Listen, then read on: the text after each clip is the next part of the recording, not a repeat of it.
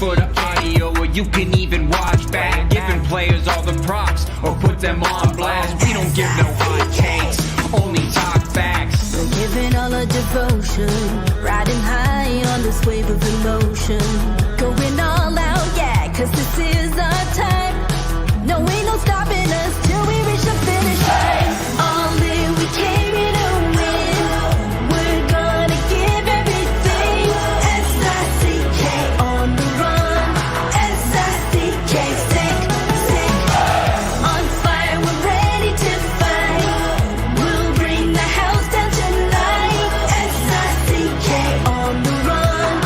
S-I-C-K, sick, sick. Play it on the car ride, play it when you lounge. X and O, you know that we can hold it down. Shout out to my man Sammy, got it off the ground. And to all the listeners tuned in right now, got debates, analysis, and speculation. This is sports talk for the new generation. You know where to find us, got a reputation. Sick podcast, your #1 sports destination. Giving all our devotion, riding high on this wave of emotion.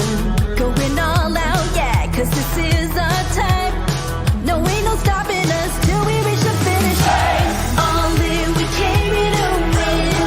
We're gonna give everything. S-I-C-K on the run. S-I-C-K, sick, sick. On fire, we're ready to fight. We'll bring the house down tonight. S-I-C-K on the run. S-I-C-K, sick, sick. S-I-C-K is the sickest podcast. Tune in for the audio, or you can even watch back. Giving players all the props, or put them on blast. We don't give no hot takes, only talk back. S-I-C-K, S-I-C-K, S-I-C-K, S-I-C-K, S-I-C-K, S-I-C-K, S-I-C-K. All in, we came here to win. We're gonna give everything. S-I-C-K on the run.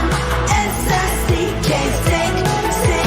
S-I-C-K is the sickest podcast. Tune in for the audio, or you can even watch back. Giving players all the props, or put them on blast. We don't give no hot takes, only talk facts. We're giving all our devotion, riding high on this wave of emotion. Going all out, yeah, cause this is our time. No, ain't no stopping us till we reach the finish line. All in, we came here to win. We're gonna give everything. S-I-C-K on the run. S-I-C-K, sick, sick. On fire, we're ready to fight. We'll bring the house down tonight.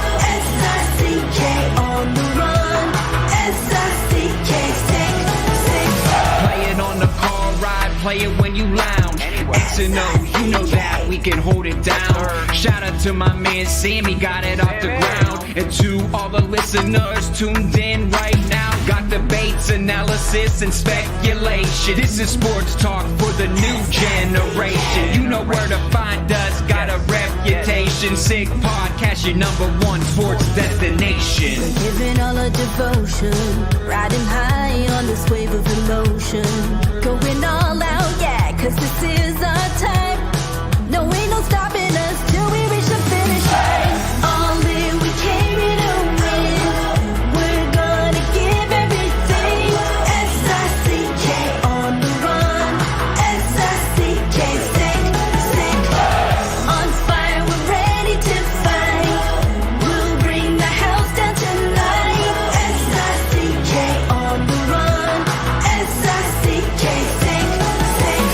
S-I-C-K is the sickest podcast. Tune in for the audio, or you can even watch back. Giving players all the props, or put them on blast. We don't give no hot takes, only talk back. S-I-C-K, S-I-C-K, S-I-C-K, S-I-C-K, S-I-C-K, S-I-C-K. Turn up your volume.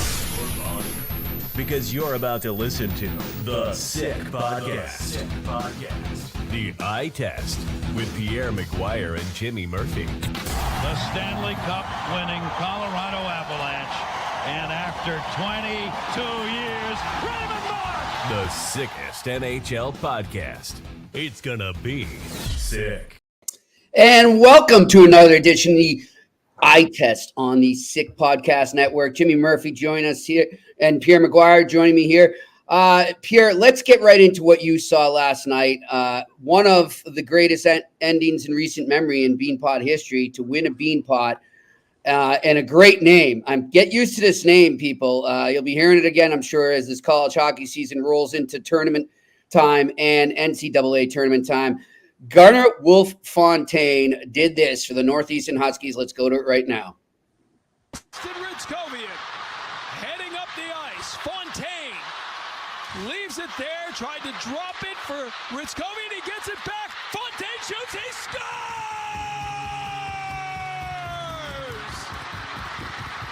Gunnar Wolf-Fontaine in overtime for the second straight Monday. Call it a modern-day Beanpot dynasty. The Huskies have won 5 of the last 6 Beanpots here in the Garden.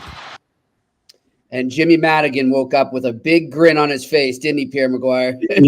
He was texting me early this morning. We spent some time together last night. He had some family and friends down from Montreal and Toronto. Oh, great.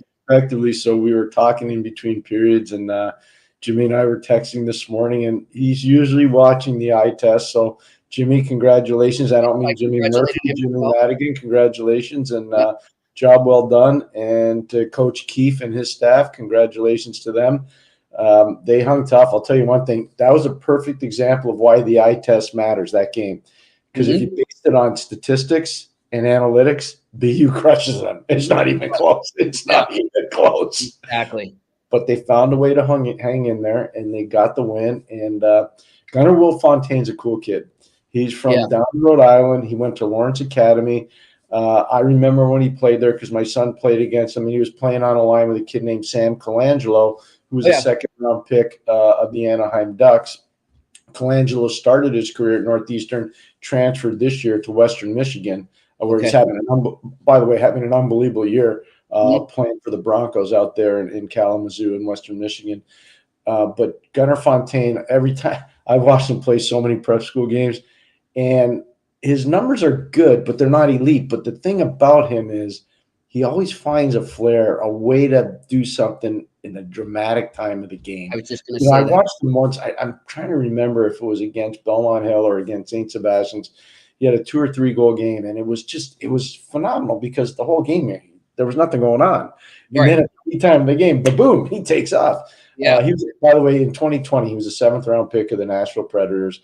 I don't know if he's going to make the NHL or not, but nonetheless, he is etched. He will, I guarantee you, he will be part of the Beanpot Hall of Fame. I mean, there's no question what he's been able to do. It's a phenomenal story. I mean, good for them and great for Northeastern. Great for Northeastern. For sure. What else did you take from that game, Pierre? I know we have a lot of Montreal listeners, and they're probably, curious to know what you thought of Lane Hudson in that game. What did you like from him last night? The good part of Lane's game was his puck possession, his ability to distribute, and how smart he was in the offensive zone. The bad part was deep in his own zone, a lot of high-risk plays, tried to do too much with the puck, became over-aggressive offensively a couple times. It paid off at the end of the second period. He scored a great goal, Jimmy, to put BU ahead with 5 seconds to go in the second period. But I just thought the good and the bad kind of was a balance. So if you were to ask me to grade him, A being the best and D being the worst, I'd say he was a B player last night. Okay. Just because even though there was a lot of greatness, there was some not so great either. Now, all that being said, the stuff that he has to do at BU, he's probably not going to be asked to do in Montreal. Right. He's going to be asked to run the power play. There's no question. And he's going to be really good at that. He's not going to be on the ice defending a 1-goal lead in the NHL. That's just not going to be his thing. He's not going to be doing that. He's not going to be asked to be the first guy in on the forecheck either in the NHL. Exactly. And he's not going to be playing in the NHL. I'm telling you right now, that guy's not going to be playing 24 to 28 minutes a game. It's just not going to be happening. So, he's going to have to become more efficient, and I believe that will happen once he gets to the NHL. And Pierre, too, I mean, just so our listeners know there, in terms of the style that BU plays right now, would you call them more up tempo?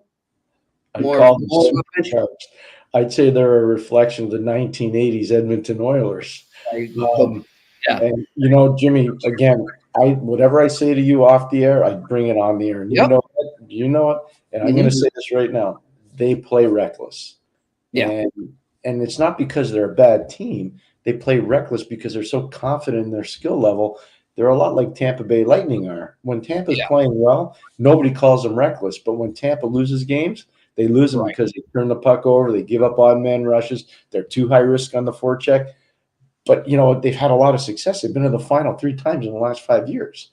Right. So, you look at it, you're like, oh, okay. Yeah. I don't think BU can do that. And here's one other thing that's different about college hockey compared to major junior. They have a lot of kids. I'm talking about young players. 17, Macklin Celebrini, 18, 19, 20. Yep. They don't have a lot of guys over 21. They just don't. Right. Most guys in college hockey are 21 or older. It's hard to win with kids. Just physically, manpower-wise, it's just hard to win with kids. And I think that's one of the things you see why a team like Minnesota State can do so well, Jimmy. That's why you see a team like Quinnipiac, who does so well at tournament time. They're more mature players. They're older guys. They're more physically stout. They don't make as many mistakes because they have more experience. And so when you're BC or you're BU, you don't have those older players. And I think we're kind of seeing because of that, I was going to say I'd say probably within the last 2 weeks and now we've seen a little more chinks in the armor with BU, right? I mean, we saw it when they had those 2 games against BC. All those aspects that you just discussed there kind of came to the surface, whereas I thought they were kind of coasting along until then, but now the games are getting tighter. Every little point matters. So I think that's what you're talking about there. Like they don't have, in my opinion, Pierre, I don't know if Boston University has what it takes to make it all the way. I think they could make a run. They could catch fire. Maybe, you never know. But if I was a betting man, I would not be betting on them to win a national championship right now. No, but I think the one thing is they probably have the best player. They have the best player. That can be a difference. Yeah. Macklin Celebrini is the best player. I mean, people can say what they want about, I won't even dignify the other players because I have so much respect for all of them. So I don't want to bring their names and say, oh, McGuire said you're not better than Celebrini. They're all really good. Macklin Celebrini's just at another level. It's how he watch the first goal that BU scores last night. Just watch how quick that puck's on his stick and off his stick. And I was sitting right next to it. I was right on the line. That's big time. That's not a little NHL goal. That's a big time NHL goal. Yeah, it's right at that age. He's a different player. He's different than anybody else in college hockey right now. He just is. It's good stuff. That's not to say Cutter Gauthier is not a good player. That's not to say Will Smith's not a good player. That's not to say Gabe Perreault's not a good player. That's not to say Ryan Leonard's not a good player. Like we can go down the line with all these great players. Right. Bradley Nadeau up at Maine. We can throw them all out there from North Dakota, from Denver, whatever you want to do. Michigan State, doesn't matter. He's just a different player. Yeah, well, that gives him a bit of an advantage. But one of the things I saw last night, Justin Rakovian had a great game, by the way, for Northeastern. And he's played great his whole career there. Kid from Montreal, his brother's playing on the team as well. Rakovian was phenomenal last night. And so he made it harder for Celebrini at different times in the game. Mm-hmm. He's one of the better face-off guys in the country. He's a good player. So teams match up and they play hard on him, and that's what he's going to get a steady diet of now till the end of the tournament. For sure. All right, let's switch to the pro ranks here, and we'll stay in Boston, Pierre, as you and I were discussing. Can we say one thing? So Boston College played Harvard in the preliminary game because they call it the consolation game. I forgot to mention. As Scott Fusco told us, nobody wants to play in that game. And he played in it 4 times. Nobody wants to play in that game. It's almost like a punishment. Boston College has a really good goalie. His name is Justin Fowler. He plays at Boston College. Yes, he didn't play yesterday. Out there who thought he was with BU. Yeah, he doesn't play at Boston University. He plays at Boston College, and he didn't play yesterday. I just thought we'd put that out there. I think we should too. Yeah, there's been a lot of misconception in some areas of the media this morning that we won't get into. And by the way, too, I know, like you said, that game didn't mean anything, but credit to Boston College for getting up enough to make it mean something and playing what was a pretty dominant game. I know Harvard probably wasn't wanting to be there, but they were dominant. Listen, I was there, Jimmy. They were dominant, and I know this isn't the strongest Harvard team. That being said, there's some good things at Harvard too. The goaltending's been really good at Harvard all year. Joe Miller, who's a Toronto Maple Leafs draft pick, is a really good player. Ben McDonald, who's a freshman or a first year, they call it now, at Harvard. He's a third-round pick of Seattle. He's a really dynamic offensive player. There's some good things there. But they took Northeastern to overtime last week, Pierre, in a game that didn't. If it's not for Gunnar Wolf-Fontaine, Harvard probably wins that game. Exactly. So I mean, Harvard's a good. Listen, I know a lot about Harvard, and we are Teddy Donato fans. We are. Teddy came on the show, and he was outstanding on the show. He was great. He was great. But anyways, just getting back to it, I just want to say that Justin Fowler, he plays at Boston College. Yes, he does, and he's a very good goalie. And he did not play yesterday. No. Well, speaking of Boston, let's stay to a team that plays in that same building that you were in last night, and a building I will be in shortly, Pierre, and that is the TD Garden, where they will see the Boston Bruins host the Tampa Bay Lightning. And yes, that's always a great event because those two teams do not like each other, and it's a good Atlantic Division battle. It means a lot for both teams right now. But it's also the 1,000th game for one Brad Marchand. And Pierre, as we were, talking earlier this afternoon, and I said, and this is not to take anything away from Brad Marchand. I was just being honest with you. When he came into the league, I did not see him playing 1,000 games, and I did not see him having the career he did. And I have been repeatedly pleasantly surprised and left in awe at times of what this player has become and does on a nightly basis, and not just in terms of skill, but just his will and his leadership here. And as you said to me, that leadership came from a pretty good group of leaders that he's been privileged enough to play around pretty much his whole career. And but that's not to take anything away from him, because you have to apply what you learn. But he has been blessed, Pierre, right, in terms of people that he's been able to play with and learn from. You've been so on it, and I just love the way you presented that, Jimmy. So what we talked about, Jimmy and I, this afternoon was, you look at the influence of Zdeno Chara, you look at the influence of Dennis Seidenberg, you look at the influence of a Johnny Boychuk, you look at the influence of a Mark Recchi, you look at the influence of Patrice Bergeron, you look at the influence of a David Krejci. So the mentorship part of this has been huge for Brad. Now, I'm going to take you back on a little visit down memory lane. In 2007, Canada and Russia played an 8-game series. It was called the Super Series. It wasn't the Super Series from 1972, but it was 25 years later. Yep. And so what they wanted to do, or 35 years later, excuse me, what they wanted to do was play the World Junior teams against one another, which they did. And on that team for Canada was a young player by the name of John Tavares. Brad Marchand was on that team. Claude Giroux was on that team. Drew Doughty was on that team. Luke Shen was on that team. I'm just going over off the top of my head guys that were on that team. Milan Lucic was on that team. That's right. And I will tell you, David Perron was on that team. Brad was great in the whole tournament. And Jimmy, I brought this up to you, and this is for the people at home. I want to see if my memory still works. The last game, I believe, was in Vancouver. Brent Sutter was coaching. And Brad must have said something or done something in terms of a penalty, and he didn't play. Play. And so that's when players start to learn. You're part of a team. They won 7 and tied 1. So they went undefeated in that 8-game series. We were in Russia for 21 days in the middle of the summer. And wow. We were outside of our little short sojourn in Moscow. We were in some different places, let me tell you. Yeah. And it was great. I'll never forget that experience. But what I really remember about that, the leadership of Lucic, because we were in some pretty tough places, and the way Brad responded to Milan in that situation. Mm-hmm. So there's a lot. That's when my first real inkling that this guy was going to be a player. I never thought he was going to play 1,000 games. I thought he'd be more like a 500-game player, which is a hell of a career. That's an amazing career. Yeah. but he's playing 1,000 game tonight. 1,000 games. Way to go. Yeah, That's and awesome. he's won one Stanley Cup. He's been to 3 finals. It's unreal. And look, Pierre, we know, and everyone, it's well documented that he had a lot of issues. As you said earlier to me, he's a very passionate player. He's a passionate hockey man. He's a passionate person. He's a passionate player. And for a while, it was an issue containing that passion. And you already referenced, even at a young age.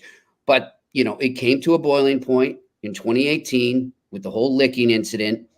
And I remember him coming out probably a few days after that, because he didn't talk in the immediate aftermath. And he came out and, he was embarrassed, clearly embarrassed, and rightfully so. But you could see, he looked as if he was holding back tears. And I'll never forget. And he knew, and he said, "I let my team down." And that's the biggest lesson I'm taking right now. I got to correct stuff, but the big thing is I can't let my team down like that. And I embarrassed this franchise, and I embarrassed an original 6 franchise, and that's when it hit him, Pierre, that I think he knew he was good, but I think it hit him there. And a little before that, maybe in the World Cup, when he was playing with all those guys in 2016, I think that was when he started to realize that he could be on another level of players, another pedestal. But I think it hit him there, and he hasn't looked back since. He's been one of the best leaders in the NHL since that year, since that Tampa series. You're spot on. I remember doing our good friend Mitch Melnick show in Montreal, and they were asking me, well, what about this licking incident with Ryan Callahan? I said, that's never going to happen again. I guarantee you he's going to read the riot act, and he will never do that again. And he's basically been on his best behavior. Hockey players get in trouble on the ice for other infractions, right? But he'll never do that again. No chance. No way. And other people thought he would. The player, the character, he's not going to do it. I will tell you one quick one. And Jimmy, again, I tell you stuff off the air and I bring it to the air. In 2011, the Bruins played Vancouver in the Stanley Cup final. I did every game with Doc Emmerich and Eddie Olczyk. And in between, during a TV timeout, in one of the games in Vancouver, Brad was out of control. And he was screaming at Maxime Lapierre on the other bench. And I just said, you know what? This isn't any good. So I pushed my talk back. Right next to me on the bench is Mark Recchi. Mm-hmm. And I don't have to say anything to him. He knows what's going on. And he says to Marchand, cut the crap. He said, not that nicely, but you know what I mean. It was a synonym. Yeah, exactly. It was a synonym. And he really gave it to him. And he says, we're here to win a hockey game. We're not here to do that stuff. You do that away on your own time. Yeah. And you know what? Brad never said another word the rest of the series. From game 3 on in that series, he was a beast. He was an absolute beast, man. I'm just telling you, Mark got him. Mark got his attention. He did. And Jimmy, it made a difference. And that's what we're talking about, that mentorship that he was fortunate enough to be around. Yeah. Mark was one of those guys. Mark was one of those guys, too. And, Mark also, I've been texting with him today. And, he told me to tell everyone out here how proud he is of Brad Marchand for the milestone he's reaching tonight. But, speaking of that series, Pierre, let's go to this goal clip because you had some great insight on this in your analysis after he scored this goal in that 2011 Stanley Cup final. Here's Brad Marchand going. Carried on by Daniel Sedin. Lost it, poked away by Marchand. Dances to the outside, takes his own pass. Marchand along in front.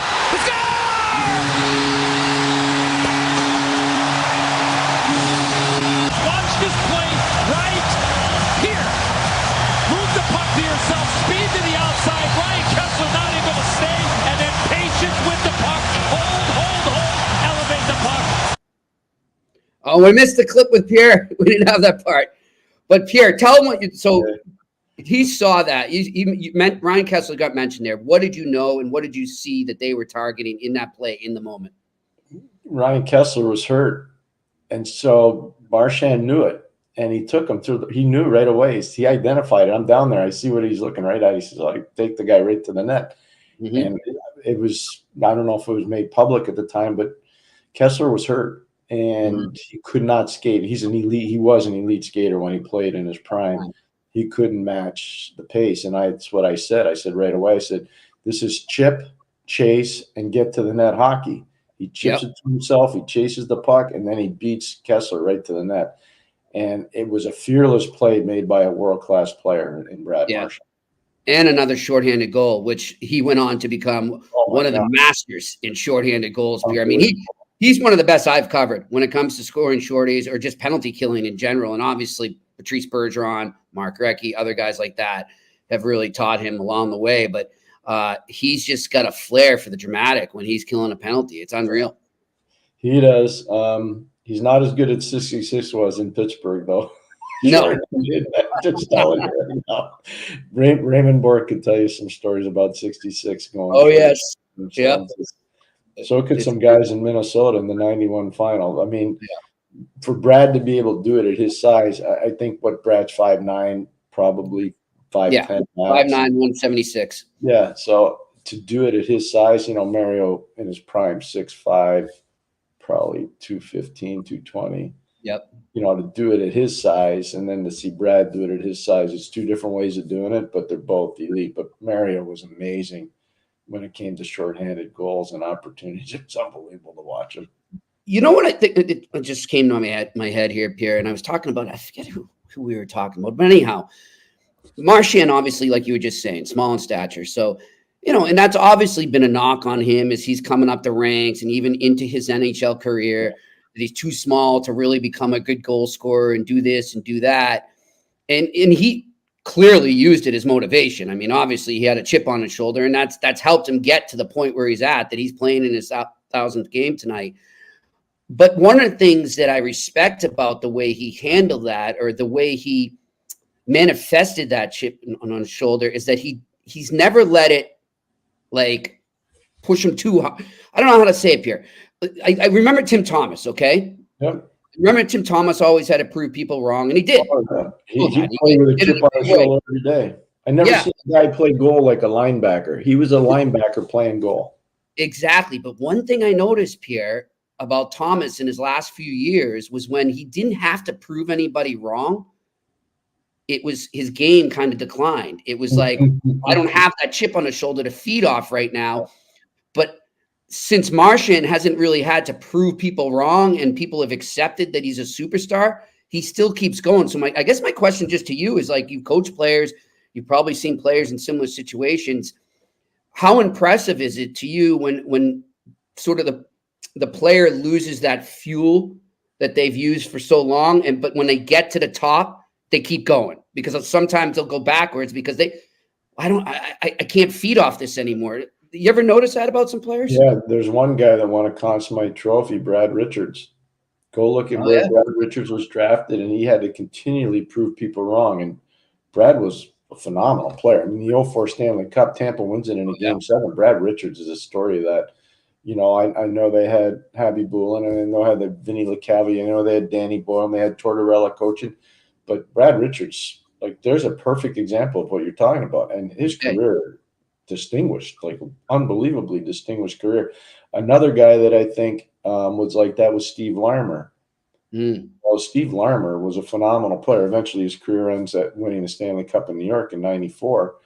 But Steve Larmer was an amazing, amazing player for so long. And, people forget this, but we had Michel Goulet on the show, a couple weeks ago, 2 or 3 weeks ago. Michel Goulet, Steve Larmer, and Jeremy Roenick. It's not even debatable. Go look at the numbers. That line was 92, those 2 years, the best line in the league. Yeah. They had roughshod all over the league. It was ridiculous. I was part of a staff that had to drop a game plan to play against them in the final. And it was hard to do. And our players, to their credit, we won in 4 straight, but our players, to their credit, followed the plan. Not easy to do, though.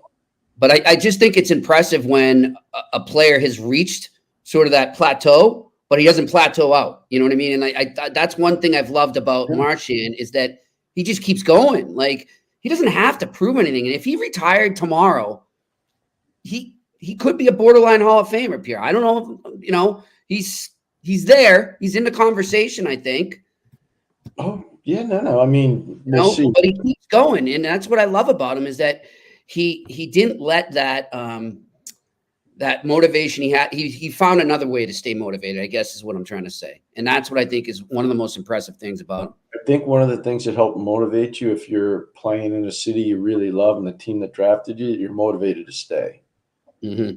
And, I think all the stuff he's been through in Boston, he was motivated to stay. And I think some of his mentors probably said, you know what, this is a great place to play.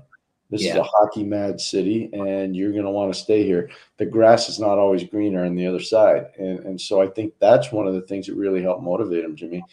And another thing, you talked about it, I thought expertly a little while ago, Tyler Seguin gets traded. Mm-hmm. He and Tyler Seguin were tight, mm-hmm. And it's not that Tyler hasn't done well. He's done unbelievably well down in Dallas, but I think that woke Marchand up for sure. I think sometimes they were running mates off the ice too, if you know what I mean. Sometimes there's a situation where you get scared straight in a hurry. Mm-hmm. And that might have been one of those for him. Yeah. Good call, Pierre.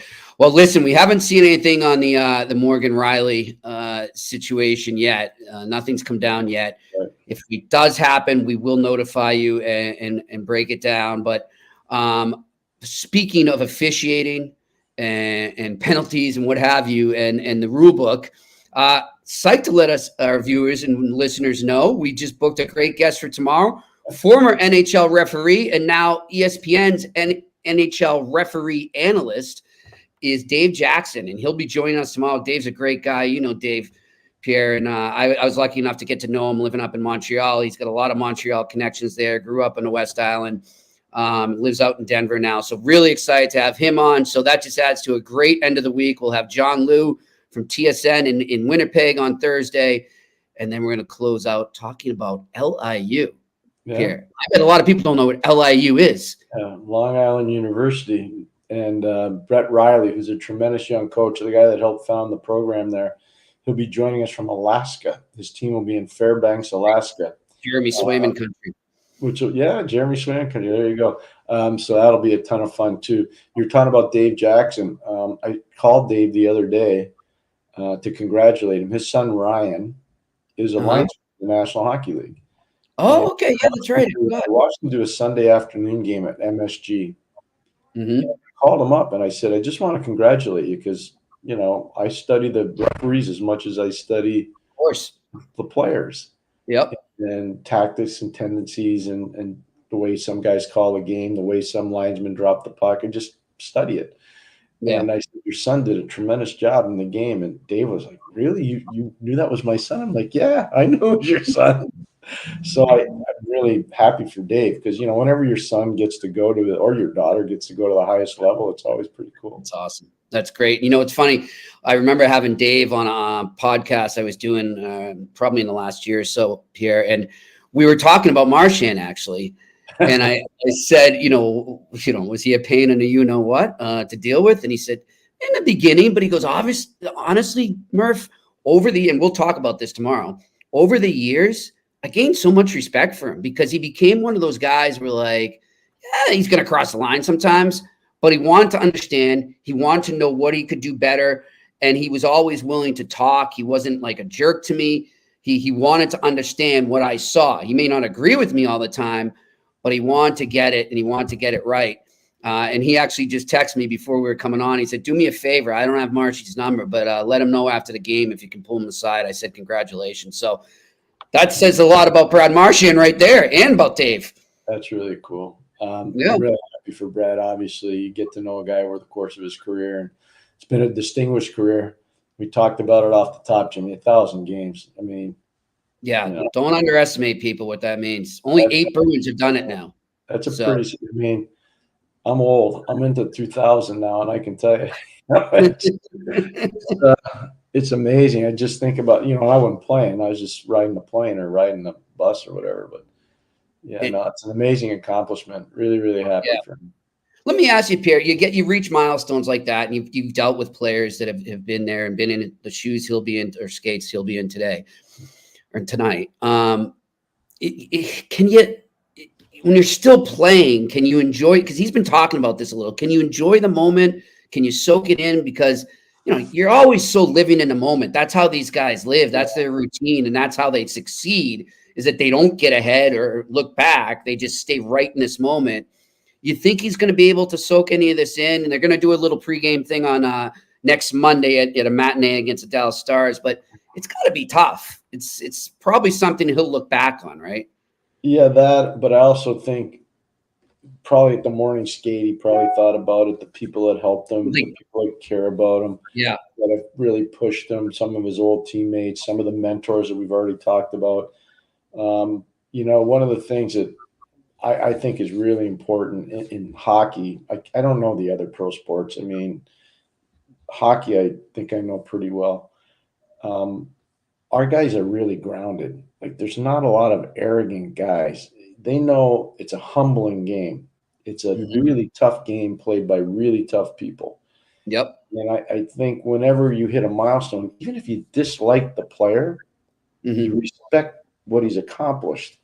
And I've seen that a lot over the course of my career, where there have been a lot of guys that have, you know, hit the 500 game mark, or hit the 750 game mark, or hit the 1,000 game mark. They're not always the most popular guys, especially away from the rink, Jimmy. But for whatever reason, that moment that they're at 500, or they're at 750, or they're at 1,000, everybody's kind of cheering for them, because, like, they know what he went through. And I think that's a lot about what hockey is. You know, not all this other rubbish where, you know, we want to make hockey violent again and all that stuff. Hockey's full of really special people. It really is. It really is. I mean, just look at what these guys do every Christmas when they go to the hospitals. Look at what they do at U.S. Thanksgiving. Look at what they do at Canadian Thanksgiving. Look at what they do at different times.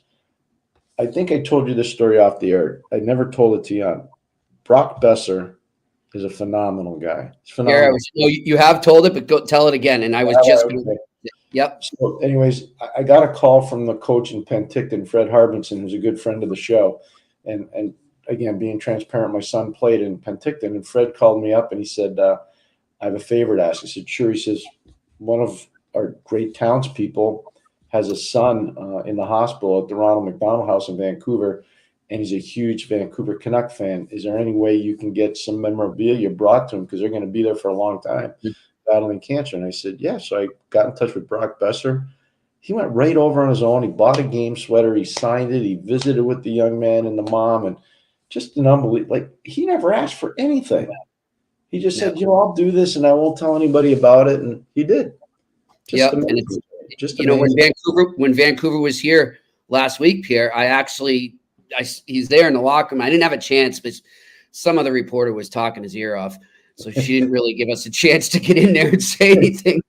But I wanted to go up to him and be like, hey, I know you don't want anyone to hear this, but I heard this great story about you, and you know, and yeah, no. Credit him for that. Man. I'll never forget. He got drafted in Florida. He played at Dakota for our friend Brad Barry. And then, you know, you see how when Brad talked about him, how his eyes just lit up. He was so excited to talk about Brock Besser. You know, Brock just lost his father, and it just, I was just going to say that, yeah. Amazing stuff. He's one example. He's a snapshot of the entire league. Oh, yeah. Remember last week we were talking about TJ Oshie texting back and forth when the Bruins were playing, and he scored. And I said, I'm so happy for this guy because, you know, everything he's been through. So, yeah, there's a lot of good people. We're lucky. Just so everybody knows, my good friend Jimmy Murphy, and I'm proud to call you a friend, he sends me a text, and I forget where I was, Jimmy. I was somewhere. I was traveling. So I was probably at a college hockey game. And Jimmy sends me a text of TJ Oshie's magical moment in Sochi. And I'm listening to it, and it really almost brought tears to my eyes. It was such a magical moment.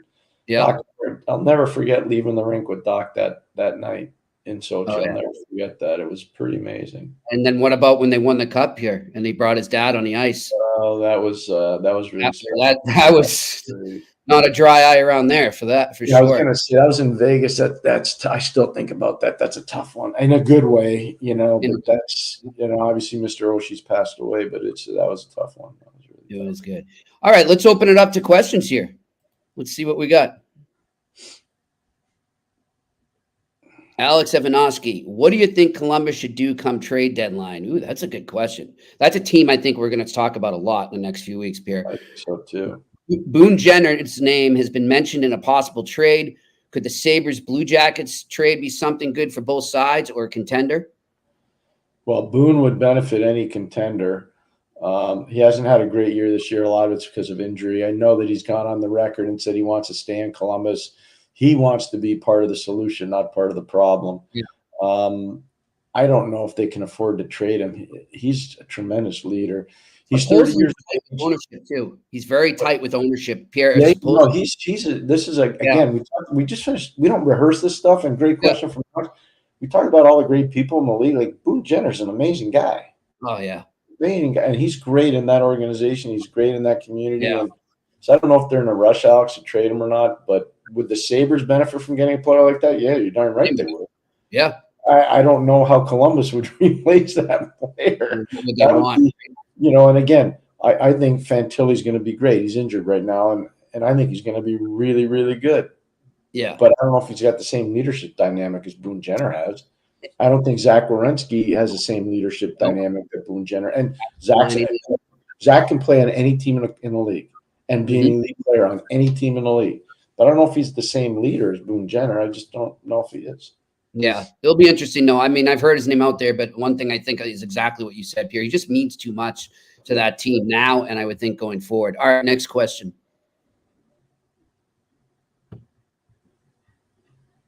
We got any?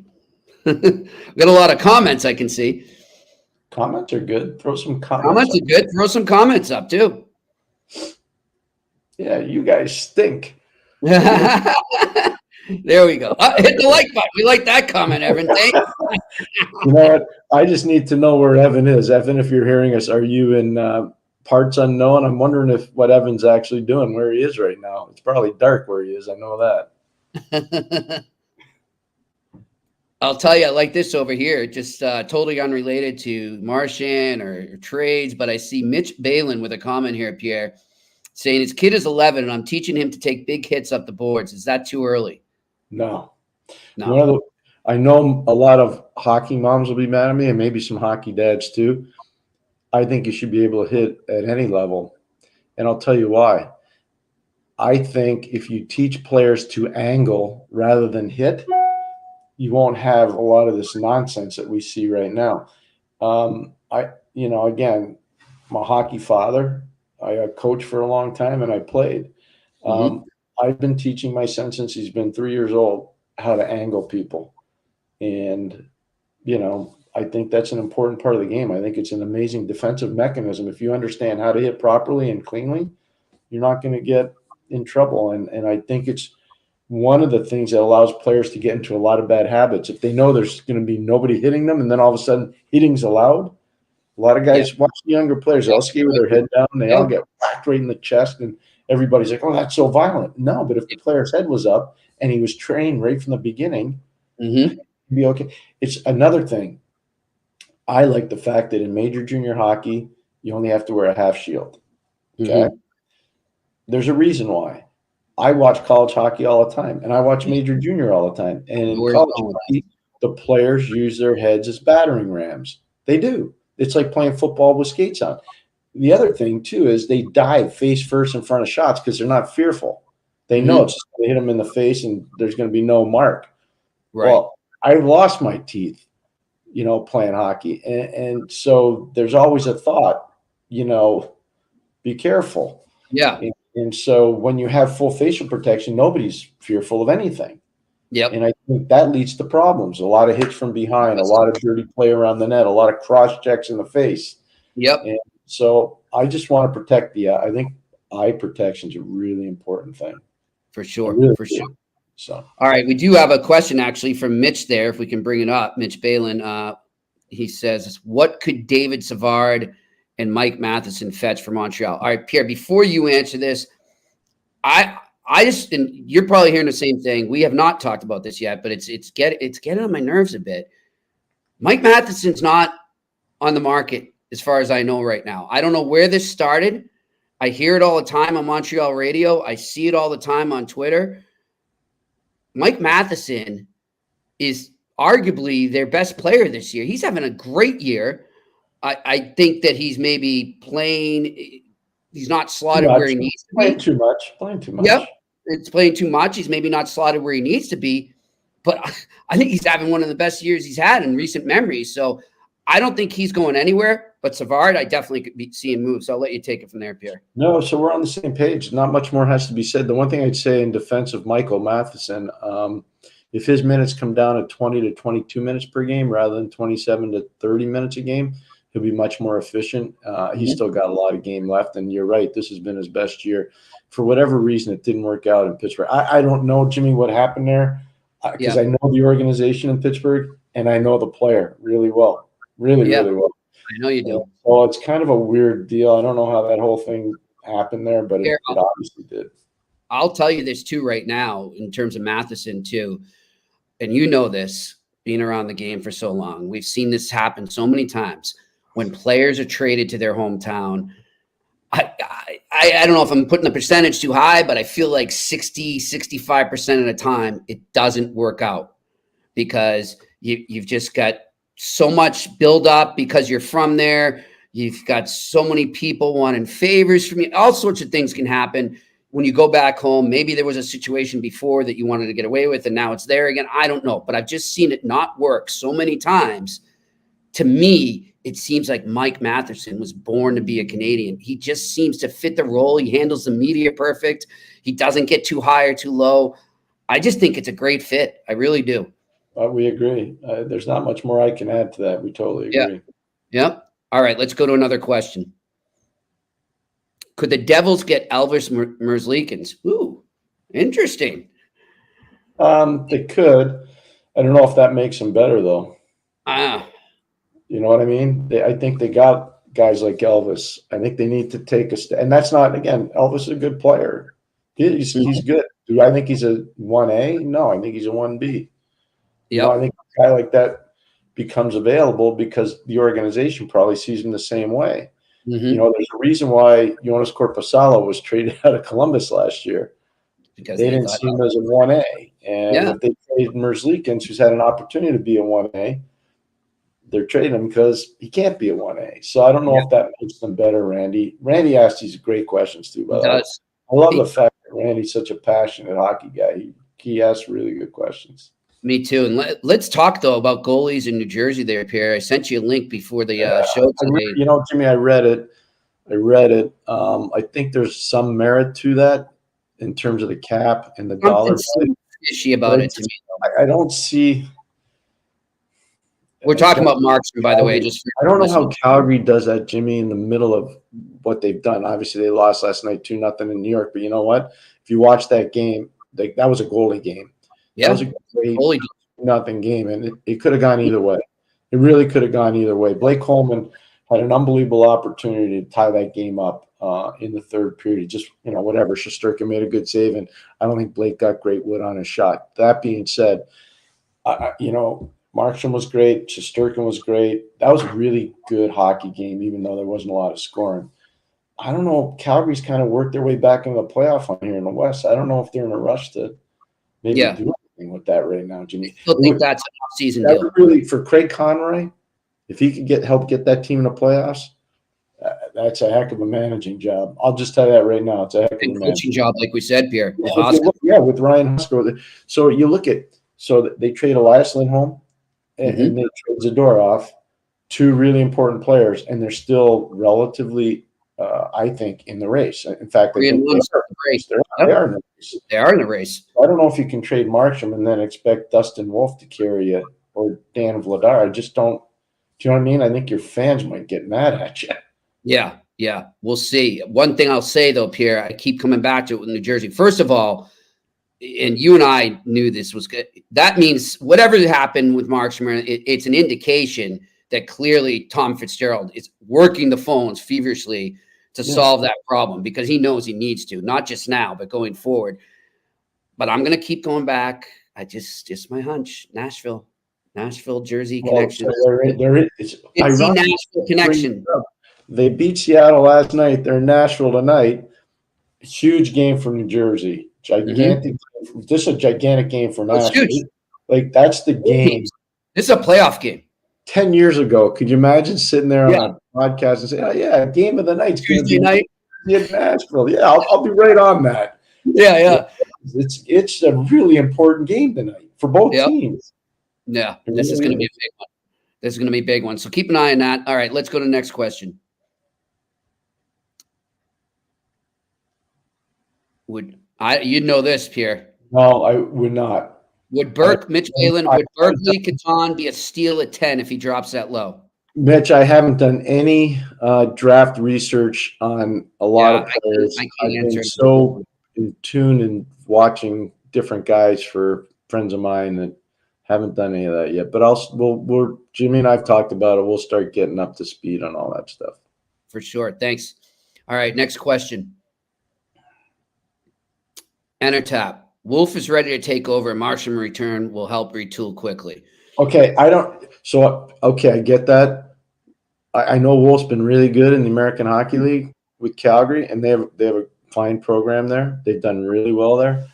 I haven't seen that in the NHL yet. I mean, I think he's been okay, but to say that he's going to take over for Markstrom, my biggest concern with Wolf is just his size. Yeah.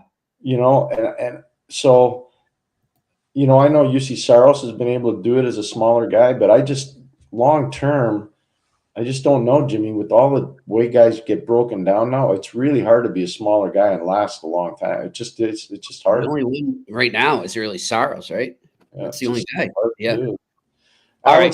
I'll tell you what, Alex Lyon is another one, but you look at his, journey to where he is right now, and Alex, hats off to that guy, man. Unbelievable.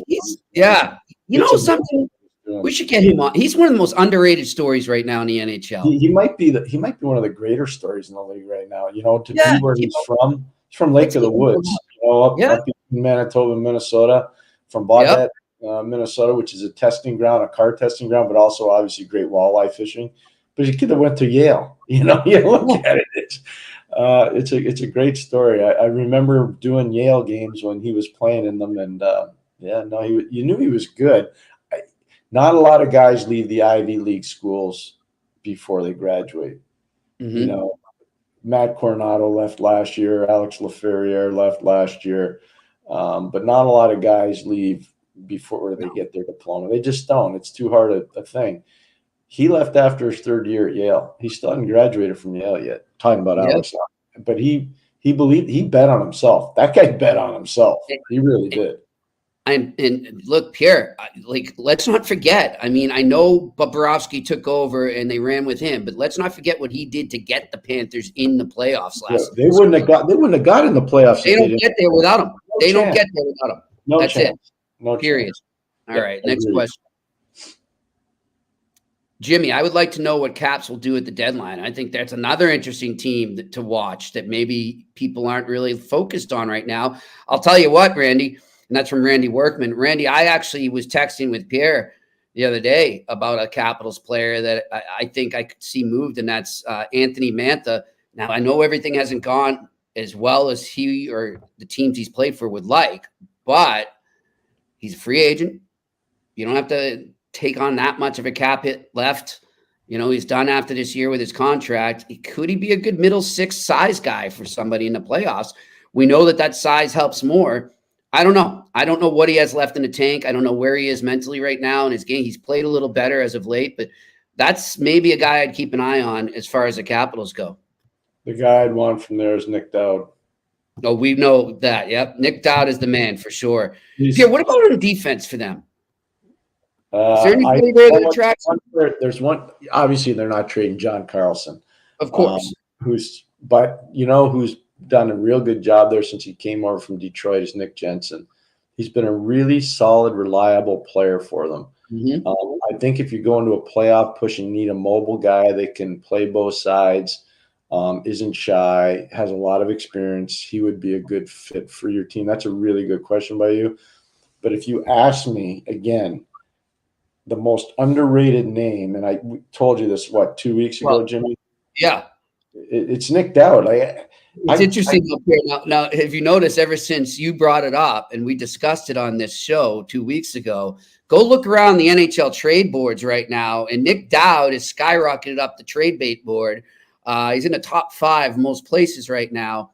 Wonder why. All I'll say is this. if you think you got a chance to win, you never have enough guys like that around. You can't. And they don't fall off trees because I can tell you right now, a lot of teams are looking at junior players that haven't been drafted and college players that haven't been drafted for the Nick Dowd kind of players, because those are the guys that are overlooked because they're not putting up massive amounts of points. And if they are putting up points, that's just a benefit. But I'm telling you that they're so hard to find because everything is point oriented. Right. So you're trying to find that guy that's selfless that says, I'll check for you, coach. I'll block a shot with my mouth for you, coach. I'll take a punch in the head for you, coach. I'll do whatever you want, coach. You know, I want to be in the league. And I'm cap friendly. You know, so he's that guy. He's that guy. And next year, he has 1 year left on his deal, $1.3 million. Yep. He's a bargain. And Pierre, I think, like we said it the other day, I don't know if it was earlier this week or last week, like I said to you, I think we're going to see more body for body type trades as opposed to draft picks and prospects. And I think those are the type of bodies we might see moved, is these valuable guys, these sort of just heart and soul type guys, like you're saying right now. GMs know, and the more, and I know the cap's going up, but it's still going to be hard to manage. GMs have finally started to realize that how valuable those guys can be in the playoffs and against the cap. Coleman, Goudreau, Barbashev. I can keep going if you want. Like Yanni Gord, Pierre-Edouard Bellemare. Yeah. And those are the guys you want right now. They're hard to find. That's scouting. So that's the eye test. Yep. That's the eye test right there. The eye test. And you know what? I'm going to take on a little research project, Pierre. I don't know if I'll be able to do it this week, but I will before the trade deadline. I'm going to go back and look, like, let's say, the last 5 trade deadlines and see how many player for player, NHL roster player, I'm talking, player for player trades have been made, and if there has been a rise. And we'll see if this, because I would bet that it's getting more and more each year because of the cap. You made a great point though before. It's probably going to be manpower for manpower. Like, it's not just going to be draft pick for player. It's not going to be prospect for player because you're at a 50 contract limit and you're at cap, and obviously the cap goes up next year, but the cap's not going up this year. And who knows, with so many unrestricted free agents, some teams are going to want to do some shopping too. So I think you made a really good point there, Jimmy, before about that. All right. We got time for about 1 or 2 more, and then we got time, Jimmy. Yeah, I got to hop in the You know what? Jim, Monty's talking in about 15 minutes. That's I got you. So, all right, let's go. What do we got next? Can Ovi beat the record? I don't know. I told you this a while ago, and Mitch, I'm not trying to skirt the issue. When Nick Backstrom got hurt, that to me was it was going to be hard. Somebody else, I think, his last 5 games, and I know everybody's hyped up about it, but I just think it becomes a very difficult situation. Well, let's stay on the Ovi topic. Can we pull it up there? Shane Oliver with something on Ovi. Could you ever see that happening? It's hard to trade, but then again, Gretz got traded, Jaromir Jagr got traded, Raymond Bourque got traded, Brian Leach got traded, Ronnie Francis got traded more than once. Could I see it happening? Anything can happen. Maybe anything can happen, but I don't know. You know what that trade is? That trade's an ownership trade. That's not management. That's an owner saying, you know what? We're going to give him a chance. Let him go. Yep. Let him go to a contender. We're going in a rebuild. Something to keep an eye on, I think, going forward for sure. Yeah. All right. Next question. Fair question, by the way, Shane. That was good. It's fair. But I just don't think management people make those decisions. Those are ownership. If you look at the anatomy of the Gretzky trade, that was Pocklington telling Glenn Sather, you got to move him because I need the money. Yeah. So because I screwed up. You know what I'm saying? Usually those deals are done because the owner tells the manager, you got to make that deal. It's not the manager going to the owner and saying, oh, by the way, I'm going to trade that guy. No. It's the other way around. Ooh, let's pick up for the last question here. Relaxation music going back to Columbus here. I don't know if you see it there. Shane. I'll read it out if we can't pull it up. So, there we go. Do you see them trading some of the defense prospects for someone like Kent Johnson from Columbus, or a trade and they're picking this year's draft? Is this Montreal are we talking about? Yeah, I'm not sure what he meant there. Okay, so, well, one of the things that Columbus has going, Kent obviously got huge offensive upside. You got another Michigan guy there in Werenski. You got another Michigan guy there in Fantilli. It's hard. You got another one in Nick Blankenberg.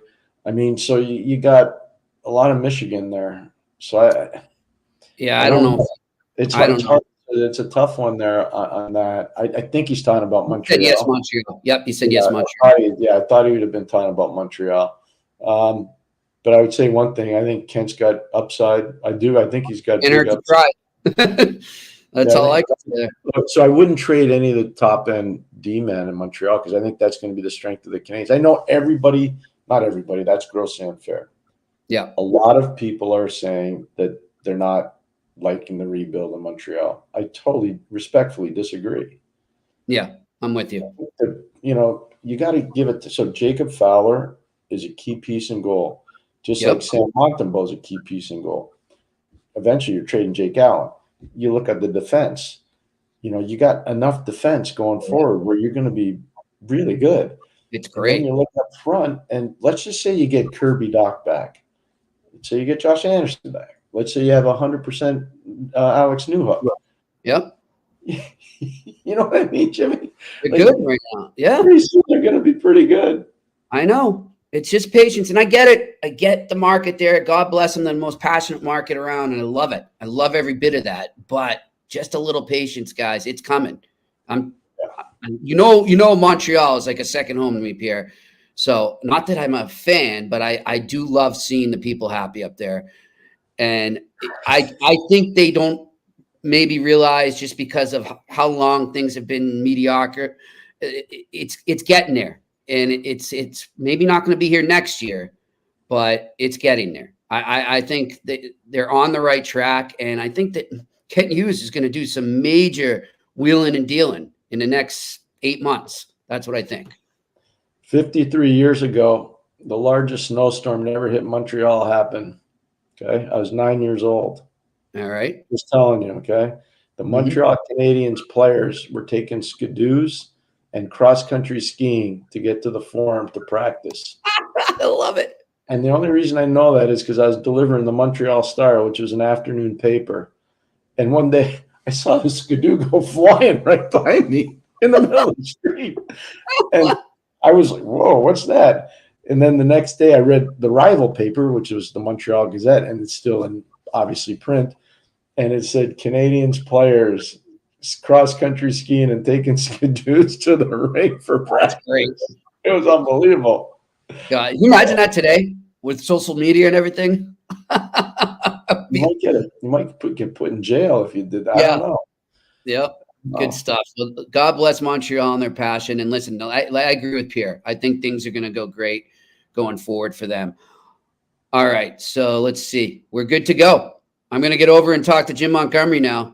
Please tell the coach I said hello. At some point, he will appear on the eye test. He will. He will, just for sure. Tell him that Pembroke was a top team in the Central Junior Hockey League when he played there, but that they weren't going to beat his University of Maine Black Bears. No chance. I will pass on. Those are the good old days, Jimmy, when I was driving all over North America trying to get college hockey players. Montgomery was a tremendous, I'm telling you, he was a really good junior player.